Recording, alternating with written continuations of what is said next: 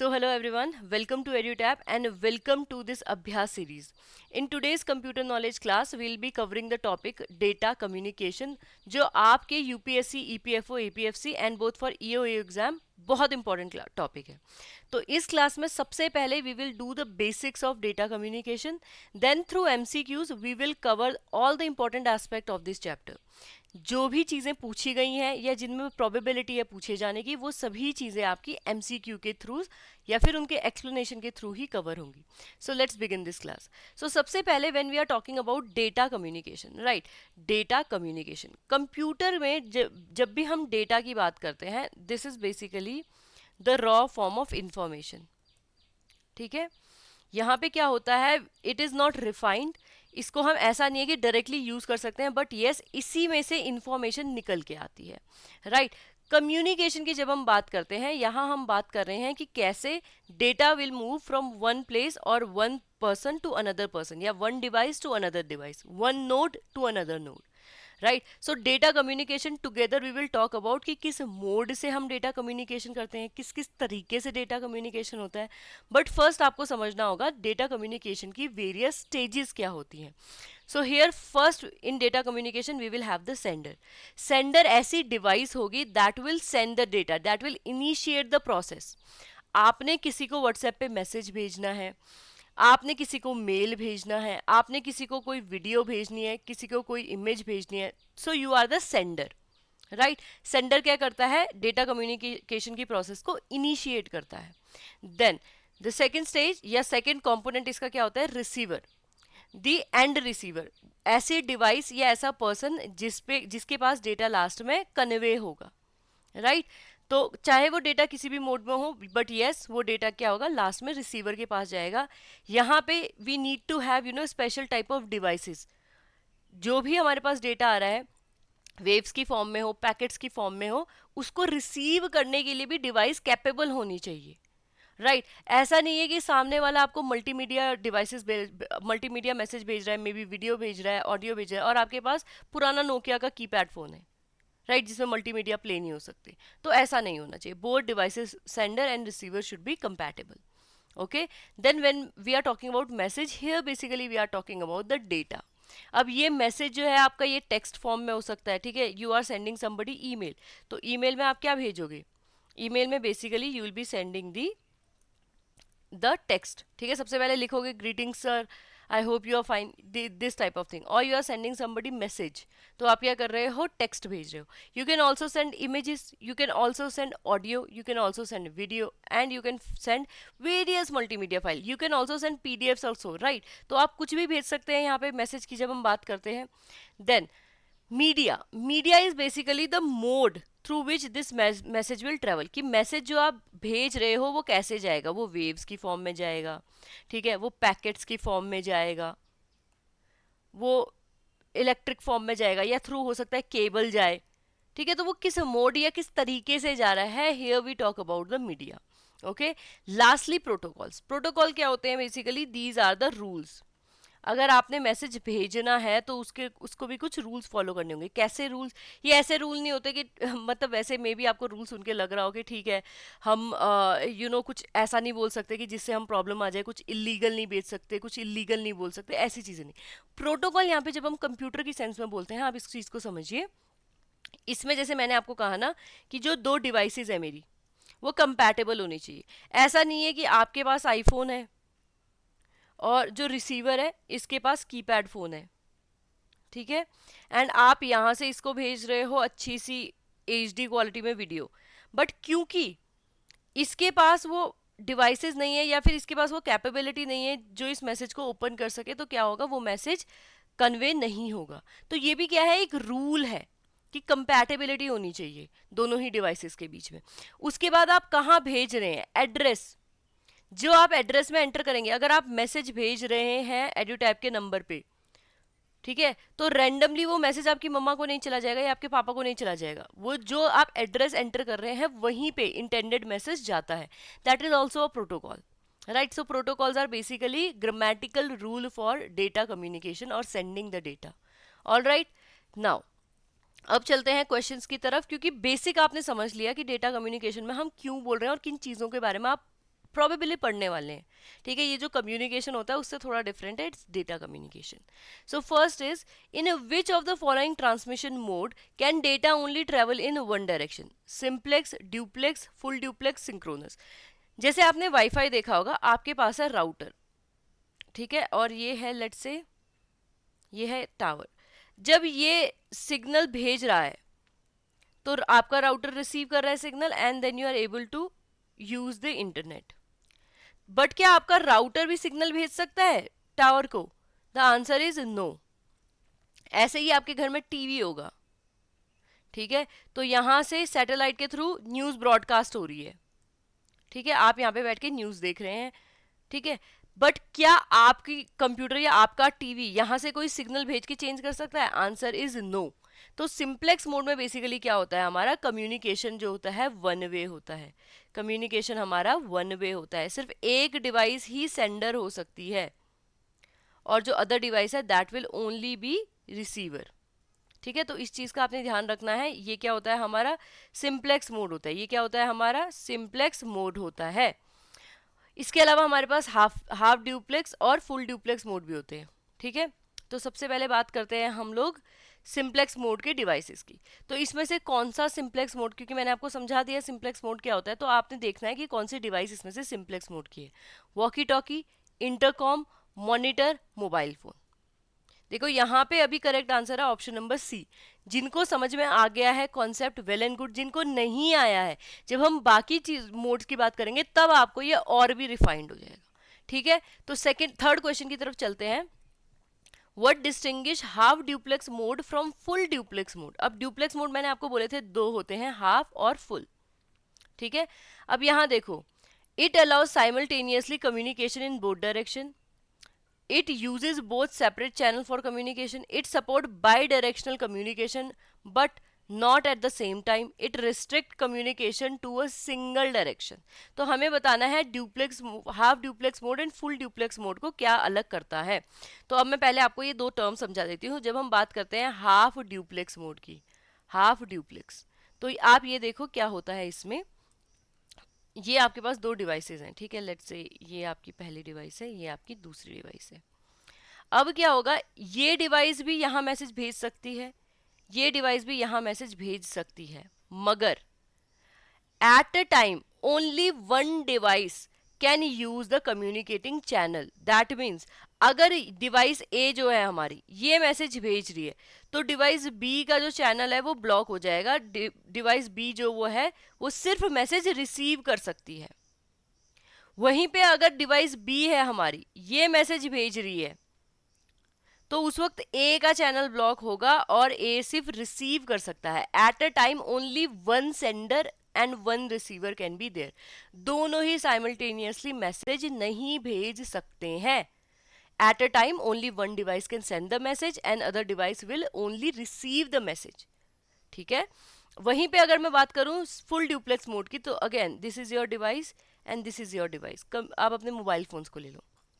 अब क्या होता है, व्हेन यू आर टॉकिंग, ठीक है, क्या ऐसा होता है कि जब आप बात कर रहे हैं तो सामने वाला नहीं बोल सकता है? नहीं, सामने वाला भी आपकी बात काटने के लिए उसी वक्त बोल सकता है। सामने वाला बोल रहा है कि आप आर्ग्यू कर सकते हैं बीच में, ये सब कॉज कर सकते हैं। आपको जरूरत नहीं है कि पूरी बात वो मैसेज खत्म करे, वो चुप हो और उसके बाद मैं शुरू करूं। So that is basically full duplex mode. तो हाफ ड्यूप्लेक्स मोड में at a time only one device can be a sender और only one device can send the message and other device will receive. And at full duplex mode what happen, both device can simultaneously share or communicate। okay, so the correct answer will be option number C। जो हमारी जो half duplex mode होता है वो full duplex mode से कैसे अलग होता है, तो हाफ ड्यूप्लेक्स मोड में हमें बाई डायरेक्शनल कम्युनिकेशन मिलता है। Bi means two directional communication मिलता है, but at the same time नहीं मिलता है। ओके, नेक्स्ट क्वेश्चन की तरफ मैं जाऊं। अब देखो यहाँ पे आपको थोड़ी चीजें क्लियर होंगी। देखो, When we talked about the monitor, मैंने आपको मॉनिटर के बारे में बताया था कि ये आपका मॉनिटर है, जो कि हमारा ऑप्शन नंबर 2 में और क्वेश्चन नंबर 2 में सही भी था। तो मॉनिटर में बेसिकली क्या होता है, आपका मॉनिटर आप टीवी की तरह ले लो। It can only receive the signal, ये आउटपुट डिवाइस है। It can only receive the signal, it can not send the signal, ठीक है, it can not send the signal. तो ये किसका एग्जाम्पल हो गया, आपका सिंप्लेक्स का। ये किसका एग्जाम्पल हो गया है, सिंप्लेक्स का। मैं बात करती हूँ हाफ ड्यूप्लेक्स की। हाफ ड्यूप्लेक्स की। तो हाफ ड्यूप्लेक्स में आपने ये देखना है, इसमें एग्जाम्पल आता है वॉकी टॉकी का। कैसे? देखो वॉकी टॉकी में बेसिकली क्या होता है, द सेंडर ए, अभी सेंडर है हमारा ए, जब ये डिवाइस मैसेज भेज रही है तो तुमने देखा होगा कि ये कुछ कोड बोलती है, जैसे अल्फा, चार्ली, बेटा, इस टाइप के कोड बोलती है। तो let's say it will say कि रूल है नॉर्मल, अगर ये रूल बनाती है कि when I start with alpha that means अब मैं मैसेज बोलने वाला हूँ, एंड व्हेन आई से ओमेगा दैट मीन्स मुझे अब मैसेज खत्म हो गया है, now you need to respond. So आप ऐसे बोलोगे alpha how are you, omega, then this device, क्योंकि अब स्टार्टिंग का कोड है अल्फा, क्योंकि दोनों एक टाइम पे कम्युनिकेट कर ही नहीं सकते हैं, क्यों अदरवाइज क्या होगा, जो सिग्नल्स होंगे वो इंटरप्ट होंगे। तो now it will say alpha, ये सब कहेगा, ये वाली डिवाइस कहेगी कि आई एम फाइन, ओमेगा, ठीक है। तो इस तरीके से कम्युनिकेशन होता है वॉकी टॉकी में। So walkie talkie is the example of half duplex.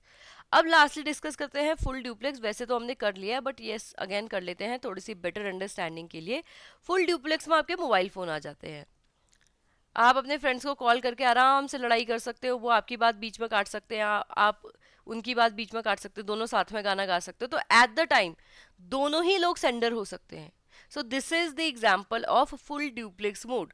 तो यहाँ क्या होगा हमारा वॉकी टॉकी की, जब हम बात कर रहे हैं ऑप्शन नंबर बी, ठीक है। इसमें बेसिकली आपसे ये भी पूछा जा सकता है कि वॉकी टॉकी जो है वो किसका एग्जाम्पल है, सिंप्लेक्स का, ड्यूप्लेक्स का, हाफ ड्यूप्लेक्स, फुल ड्यूप्लेक्स, ऐसे। तो वहां पे आपको पता होना चाहिए जो बी है ऑप्शन है that is for half duplex, तो वॉकी टॉकी भी किसका एग्जाम्पल होगा, हाफ ड्यूप्लेक्स का। All right, moving toward the explanation. अब यहाँ पे देखो मैंने आपको अच्छे से एग्जाम्पल के साथ सिंप्लेक्स मोड आपको समझा दिया है। यहाँ पे टीवी स्टेशन का ट्रांसमीटर है, एक डायरेक्शन में आपके घर तक बस सिग्नल आ रहे हैं और आप बस मॉनिटर में या टीवी में टीवी देख सकते हो। वॉकी टॉकी हमने डिस्कस कर लिया, जब ए डिवाइस सेंडर है तो बी के सिग्नल ब्लॉक है, जब बी डिवाइस सेंडर है तो ए के सिग्नल ब्लॉक है। फुल ड्यूप्लेक्स मोड में हमने कंप्यूटर, ऑल्दो मेल्स की भी हम बात कर सकते हैं, you and your friend simultaneously can send each other mail, आप वीडियो पे जाके एक साथ बात कर सकते हैं। So that is the example of full duplex mode. Okay, moving on, which of the following best distinguish guided transmission media from unguided transmission media। अब देखो जब हम बात करते हैं मीडिया की, मैंने आपको बताया था ना, इसमें वी विल डिस्कस कि मैसेज जो है हमारा वो कैसे सेंड होगा, उसका मोड क्या होगा। तो आपने बताना है कि जब हम मोड की बात करते हैं तो गाइडेड और अनगाइडेड में डिफरेंस क्या है। First, guided media use physical links such as cable, while unguided media transmit through air. Unguided media rely on physical cable for data transfer. The guided media use satellite for signal transmission. Both guided and unguided media require fiber optics cable for communication. बहुत simple चीज आपसे पूछी हुई है, बहुत ही simple question है ये। अगर आपको पता है मोड, वेल एंड गुड। अगर आपने आंसर किया है option number A, that is absolutely correct. नहीं कर रखा है तो let us discuss this. Okay, now when we talk about the transmission media, आपने एक चीज देखनी होगी, ट्रांसमिशन मीडिया में बेसिकली हम बात करते हैं कि हमारे जो सिग्नल है या फिर जो हमारा डेटा है वो कैसे ट्रांसफर हो रहा है। So we have wired, wired means it will be using some cable और कनेक्टर्स, ठीक है। वायर्स कहीं ना कहीं यहाँ पे रन होगी और उनके बीच में से मैसेज जा रहा होगा। वहीं पे दूसरी तरफ हमारे पास है wireless, wireless means we are using electromagnetic waves. Okay, so wired में हमारे पास क्या है, twisted pair cable, coaxial cable, fibre optics. Radio wave में ऑल्दो तो एक और होता है, but yes, radio wave, microwave, infrared wave, ये क्या है, बहुत ही बेसिक है, ठीक है। अब इससे पहले कि मैं आपको और एक्सप्लेनेशन दूं, सबसे पहले हम डिस्कस कर लेते हैं क्वेश्चंस के थ्रू ही वायर्ड मीडिया को, ठीक है। तो वायर्ड मीडिया के आपको 3 क्वेश्चन मिलने वाले हैं। फर्स्ट है, what is the primary reason for twisting the copper wire in a twisted pair cable. मैंने आपको बताया था जब हम बात करते हैं आपके अनगाइडेड, ये सॉरी वायर्ड मीडिया की, तो वायर्ड मीडिया आपका क्या क्या होता है, twisted, coaxial cable and fibre optics, right. तो आपने यहाँ पे बताना है हमारी जो ट्विस्टेड पेयर केबल होती है वो किसका, उसमें जो हमारा कॉपर वायर होती है वो ट्विस्ट क्यों की जाती है। To increase the length of cable, to enhance the data transmission speed, to minimise electrical interference from near by pair, और to make cable easier to manufacture.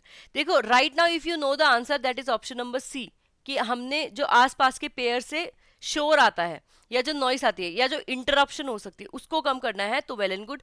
नहीं पता है तो इसको डिटेल में डिस्कस करेंगे, उसके बाद आप इसका आंसर नहीं बोलोगे। Okay, then moving toward question number 7, in which of the following application are twisted pair cable most commonly used? Satellite communication, wireless networking, undersea fiber link और telephone lines and LANs।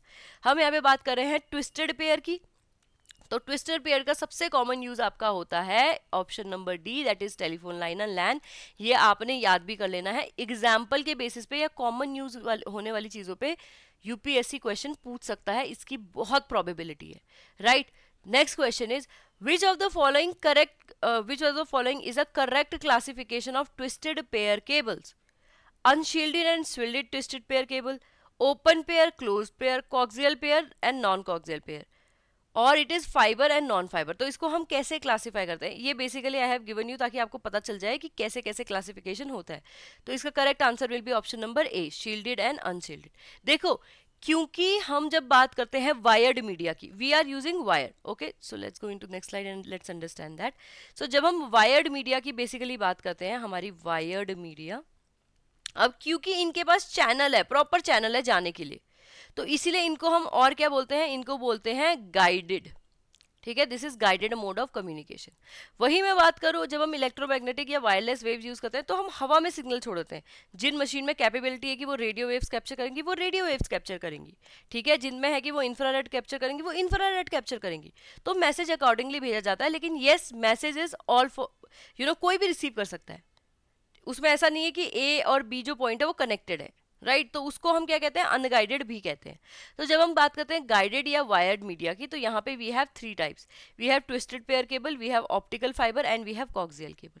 Twisted pair cable में जैसे देखो नाम बता रहा है, so let's imagine this is a wire, okay, this is a wire and what we are doing, we are twisting it, हम इनको घुमा रहे हैं ताकि ये साथ में ट्विस्ट होके क्या रहे, कंबाइन रहे।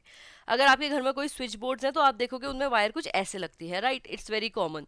तो इसमें क्या होता है, बेसिकली दो कॉपर वायर ली जाती हैं, उनको हम साथ में ट्विस्ट करते हैं टू मेक कि वो ट्विस्टेड पेयर बनाएंगी, ठीक है। यूज कहाँ होता है इसका, लैन में होता है, टेलीफोन लाइन में मोस्ट कॉमन है। अब यहाँ क्या होता है, देखो व्हाट वी डू, सबसे पहले इनकी ट्विस्टिंग क्यों करते हैं, ट्विस्टिंग इसलिए करते हैं, if two wire are twisted, अगर ये एक पेयर जो है ट्विस्ट हो जाता है, नाउ दूसरा जो कोई पेयर बनेगा उनके बीच में और इसके बीच में गैप हो जाएगा, तो उसकी वजह से क्या होगा, वो दो वायर्स हैं वो भी सिग्नल भेज रही हैं, ये दो वायर्स हैं या एक पेयर है ये भी सिग्नल भेज रहा है, तो इनके सिग्नल आपस में इंटरप्ट नहीं करेंगे। So that is the reason why we twist the wire together. इसके अलावा ये भी दो टाइप के होते हैं, unshielded twisted pair and shielded twisted pair. जो अनशील्डेड ट्विस्टेड पेयर है उसको हम यूटीपी कहते हैं, जो शील्डेड ट्विस्टेड पेयर है उसको हम एसटीपी कहते हैं, शील्डेड ट्विस्टेड पेयर शॉर्टकट में, ठीक है।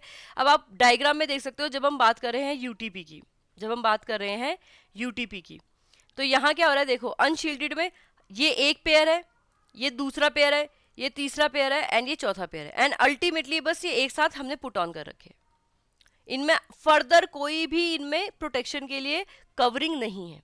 वहीं हम बात करें एसटीपी की, तो एसटीपी में आप देखो ये एक पेयर है एंड ये पेयर क्या है, रैप्ड है, इसमें एक कवर दे रखा है, ये सेकंड पेयर है ये भी क्या है, रैप्ड है, ये थर्ड पेयर है ये भी क्या है, रैप्ड है, ये फोर्थ पेयर है ये भी क्या है, रैप्ड है। सो this is basically twisted pair cable.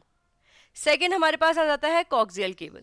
अब कॉक्सियल केबल की बात करो तो यहाँ क्या होता है, देखो this is the diagram of coxal cable.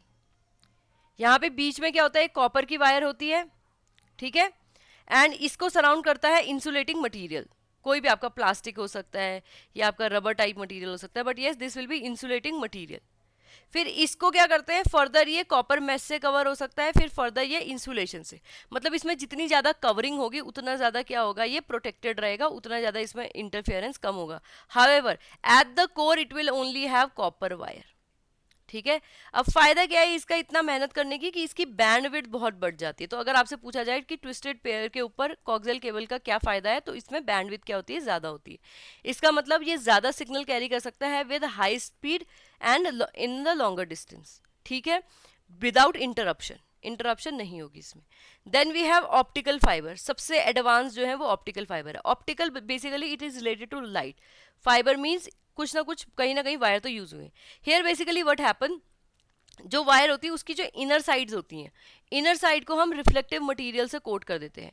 So this is the inner side and इसकी कोटिंग हो जाती है रिफ्लेक्टिव मटेरियल। दैट मीन्स जो भी आप यहाँ पे लाइट भेजोगे वो क्या होगी, रिफ्लेक्ट होगी। तो जैसे ही लाइट फॉर्म में सिग्नल आप भेजोगे ये क्या करेगा, ये ऐसे अंदर ही अंदर रिफ्लेक्ट होगा एंड ये बहुत लाइट की स्पीड के साथ ट्रैवल करना शुरू कर देगा। तो यहाँ हम बेसिकली रिफ्लेक्शन का यूज करते हैं लाइट को मूव करने के लिए। तो यहाँ पे क्या होगा, क्योंकि देखो एक तो ये हाई स्पीड है, लाइट की ऑलमोस्ट स्पीड से चल रहा है ये, ठीक है, ये क्या है, हाई स्पीड है, तो इसकी वजह से क्या फायदा होता है इसका, इंटरप्शन का टाइम ही नहीं होता, इसके पास इतना है ही नहीं टाइम कि ठीक है ये इतनी देर तक स्टे कर रहा है कि दूसरे सिग्नल आके इसके साथ इंटरप्ट कर रहे हैं, तो इसमें इंटरप्शन मिनिमल है। ठीक है, उसके बाद क्या है, लॉन्ग डिस्टेंस तक कवर कर सकते हैं हम। इनफैक्ट जो हमारा इंटरनेट है जो दूर दूर के देशों में भेजा जाता है, उसमें भी जो हम वायर बिछाते हैं जमीन के अंदर, समुद्र के अंदर, उसमें भी we are also using the optical fibre. All right, I hope ये तीनों चीजें आपको समझ में आ गई होगी गाइडेड मीडिया हमारा क्या होता है। अब चलते हैं some question from unguided media. So your very first question is which of the following frequency ranges is used in wireless communication technology, या जिसको हम अनगाइडेड कम्युनिकेशन भी कहते हैं। तो आपको बताना है, is it 20 hertz to 20 gigahertz, 20 megahertz to 3 gigahertz, 20 kilohertz to 900 terahertz, 20 hertz to 200 terahertz. अगर नहीं पता कोई बात नहीं, ये याद करने वाला फैक्ट है, option number B will be the correct answer. ठीक है, 30 megahertz to 3 gigahertz, ये होती है रेंज। ऑल राइट, अब चलते हैं नेक्स्ट क्वेश्चन पे, और which is also the last question. Which of the following correctly list the type of electromagnetic waves used in wireless communication in increasing order of frequency. तो दो चीजें होती है, देखो, फ्रीक्वेंसी होती है और वेवलेंथ होती है। आई होप ये आपको पता होगा, नहीं पता है मैं क्विकली एक्सप्लेन करती हूँ because it's a part of science. ठीक है, तो देखो, आपके जो सिग्नल्स हैं वो कुछ ऐसे ट्रैवल करते हैं। तो अगर हम बात करें लेंथ की, ठीक है, मैं ये नहीं बोल रही कि एक हाई से एक हाई, एक लो से एक लो, समझ लो, अगर हम लेंथ के टर्म्स में बात कर रहे हैं, so we are talking about wavelength. अगर हम बात कर रहे हैं कि पर्टिकुलर लेंथ पे कितने सिग्नल आ जा रहे हैं, कितने बैंड्स आ जा रहे हैं, so we are talking about frequency. ठीक है, तो ये डिफरेंस समझना आप। अब देखो, अगर मैं ऊपर वाले की टर्म्स में बोलूं, तो ये जो सिग्नल है, ठीक है, ये सिग्नल क्या है, इसकी फ्रीक्वेंसी लो है, क्योंकि इसमें अगर मैं यहां से यहां तक की लेंथ लूं, ठीक है, अगर मैं यहां से यहां तक की लेंथ लूं, तो ऊपर वाले में क्या हो रहा है, देखो, दो वेव्स बन रही है बस। ठीक है, 1 and 2। वहीं अगर मैं नीचे में बात करूं तो यहाँ पे कितनी बन रही है, 1 2 3 4 5 6 7 8 9। ठीक है, तो नीचे क्या है, फ्रीक्वेंसी ज्यादा है, ऊपर क्या है, फ्रीक्वेंसी कम है। वहीं मैं बात करूं इन दोनों वेव्स की, ठीक है, और एक ये वेव्स है, तो ऑल दो फ्रीक्वेंसी इनकी सेम लगे, लेकिन नीचे क्या है, वेवलेंथ ज्यादा है। वेवलेंथ क्या है, ज्यादा है फ्रीक्वेंसी, और इसमें वेवलेंथ क्या है, कम है। ठीक है, तो बेसिकली हम लेंथ की टर्म में बात करें, ये मैं आपको बहुत ही लेमन एग्जांपल दे रही हूँ। ठीक है, वैसे ऐसा नहीं है कि हम लोग बस रैंडमली लेंथ लेते हैं, उसके भी तरीके होते हैं, बट वो आपके साइंस का पार्ट है। ऑल राइट, तो आपने बताना है, जब हम इलेक्ट्रोमैग्नेटिक वेव में फ्रीक्वेंसी की बात करें हम, ठीक है, हर्ट्ज में बात करेंगे, तो फ्रीक्वेंसी के टर्म्स में जब हम बात कर रहे हैं, तो आपने बताना है कि इंक्रीजिंग ऑर्डर में फ्रीक्वेंसी हम सेट करते हैं तो कैसे होती है। Is it visible light, infrared, microwave, radio wave? Is it infrared, radio wave, microwave, visible light? Is it microwave, radio wave, infrared and visible light, or is it radio wave, microwave, infrared and visible light? The correct answer will be option number D, that is radio wave, फिर microwave, फिर infrared wave, फिर visible light. Okay, so let's understand this also. So जब हम wireless transmission media या फिर जिसको कहते हैं अनगाइडेड मीडिया, इसकी बात करते हैं, तो यहाँ बेसिकली क्या होता है, एयर के थ्रू हम क्या कर रहे हैं, सिग्नल्स को सेंड कर दे रहे हैं। ऐसा नहीं है इसमें वायर्स चाहिए, ऐसा नहीं है कि इसमें कुछ और चाहिए, आपकी बस जो डिवाइस होनी चाहिए वो कैपेबल होनी चाहिए कि ठीक है, ये इस डिवाइस में सिग्नल रिसीव हो जाएंगे, ठीक है, एंड ये वाली डिवाइस जो है ये सिग्नल को सेंड करेगी। ओके, अब इसकी जो फ्रीक्वेंसी होती है वो आपने बड़े ध्यान से याद करनी है, that is between 3 kilohertz to 900 terahertz. ठीक है, 3 kilohertz to 900 terahertz, ये आपने बहुत अच्छे से फ्रीक्वेंसी को याद रखना है। I think last to last question में, हाँ, 3 to 9 terahertz, that is okay. Okay, अब यहाँ पे दूसरी चीज आपने देखनी है कि जो इलेक्ट्रोमैग्नेट, अब हाँ एक चीज और देखना, हो सकता है आपको एग्जैक्टली ये लिमिट ना दी जाए, ओके, यूपीएससी आपसे कुछ पूछ सकता है कि 30 kilo hertz to let's say 9 Terra hertz, ऐसा एक ऑप्शन है, और जो बाकी ऑप्शन है वो लेट्स से कि वो टेरा हर्ट्ज से ऊपर जाते हैं, वो पेट्रा हर्ट्ज में है, एक्सो हर्ट्ज में है, लेकिन यस वो टेरा हर्ट्ज से ज़्यादा के हैं। तो वहाँ पे आपने ये नहीं देखना कि नहीं हमें तो रेंज बताई थी, ये तो रेंज से आई ना रहा, नहीं, आपसे हो सकता है यूपीएससी रेंज ना पूछे, वो आपसे बस पूछे कि इनमें से कौन सा पॉसिबल है सिग्नल सेंड करना। ठीक है, तो आपको इसलिए भी रेंज पता होनी चाहिए। तो ये थोड़ा सा स्मार्ट तरीका है इसको क्वेश्चन को अनदर पॉइंट ऑफ व्यू से देखने का। अब जो 4 कैटेगरी होती हैं, that are radio waves, microwaves, infrared waves and visible waves according to their frequency. Wavelength में इसी को आप उल्टा कर लोगे। वेवलेंथ में क्या होगा, we will start from light waves या विजिबल लाइट, उसके बाद इंफ्रारेड, उसके बाद माइक्रोवेव, उसके बाद रेडियो वेव। तो आपने ये ध्यान रखना है कि हम किस अकॉर्डिंग याद करें। यूजुअली ऐसा मानते हैं फ्रीक्वेंसी और जो वेवलेंथ होती है वो ऑपोजिट होती है। ओके, देन ब्लूटूथ, यूजुअली नहीं, फॉर्मूला ये है, बट ब्लूटूथ एंड वायरलेस लेन। अब इसमें भी दो आपके टाइप होते हैं। फर्स्ट, जब हम वायरलेस ट्रांसमिशन मीडिया भेजते हैं तो हम ब्लूटूथ की भी बात कर सकते हैं, यहाँ पे हम वायरलेस लैन की भी बात कर सकते हैं। ब्लूटूथ क्या होता है, बेसिकली शॉर्ट रेंज टेक्नोलॉजी है। यहाँ पे आपने क्या चीज़ करनी है, ये ऐसी डिवाइसेस में, क्योंकि देखो लो कॉस्ट है ब्लूटूथ, ठीक है, इसलिए यहाँ पे क्या होता है, low cost trans receiver chip लगती है, ट्रांस रिसीवर चिप, जिसमें जो फ्रीक्वेंसी बैंड होता है वो कितना होता है, 2.4 giga hertz to transmit the data और the to send the data. तो आपने ये वाली रेंज भी याद रखनी है कि हमारा यहाँ कितना होता है, 2.4 गीगा हर्ट्स की रेंज होती है।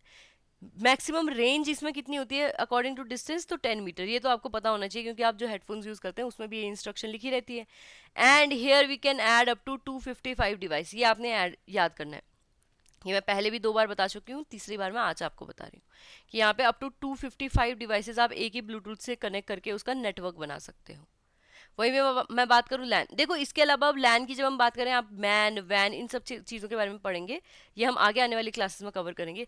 बट यहाँ पे क्योंकि हम सिर्फ मोड की बात कर रहे हैं, ठीक है, अदरवाइज आप इसको लोकल एरिया नेटवर्क हमने यहाँ बोल दिया, लेकिन यहाँ वैन भी ले लोगे, और अगर वो सेम ही स्पेक्ट्रम से जुड़ी हुई है, सेम ही चीज़ों से जुड़ी हुई है, तो वो भी लैन के अंदर ही आएंगी, ठीक है। तो जब हम वायरलेस लैन की बात करते हैं, यहाँ हम क्या कह रहे हैं कि इंटरनेट से अगर हमें कनेक्ट करना है तो हम कैसे कर सकते हैं। इसके लिए ये वाला पॉइंट आपने याद करना है कि जो हमारी इंटरनेशनल ऑर्गेनाइजेशन है IEEE, वो क्या करती है, हर एक लैन को एक नंबर देती है। IEEE हमारी यहाँ पे आपको दिख रहा होगा, अगर नहीं दिख रहा है तो इंटरनेशनल ऑर्गेनाइजेशन है IEEE, ठीक है। तो वो क्या करती है, हर डिवाइस जो कनेक्ट हो रही है, चाहे आपका मोबाइल फ़ोन हो, आपका लैपटॉप हो, उसमें क्या कर रही है, वो एक नंबर, यूनिक नंबर उसको दे रही है। तो कभी भी अगर आपको ट्रैक करना हो तो वो भी ईजी हो जाता है, ठीक है। तो आई होप ये आप अच्छे से याद रखेंगे। होमवर्क में आपने IEEE की फुल फॉर्म लेके आनी है, ठीक है। आई होप ये सारी चीज़ें आपको समझ में आ गई होंगी। कोई चीज़ समझ में नहीं आई है तो feel free to ask a question over chat box और कमेंट बॉक्स। ओके, क्वेश्चन पूछिए आप, जो चीज़ समझ में नहीं आ रही है। With this we have end our chapter now.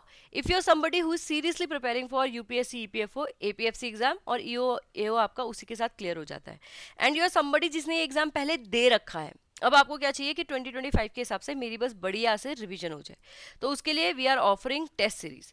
Test series में आपको जितने भी सब्जेक्ट हैं उनके सारे के सारे क्वेश्चन मिल जाते हैं।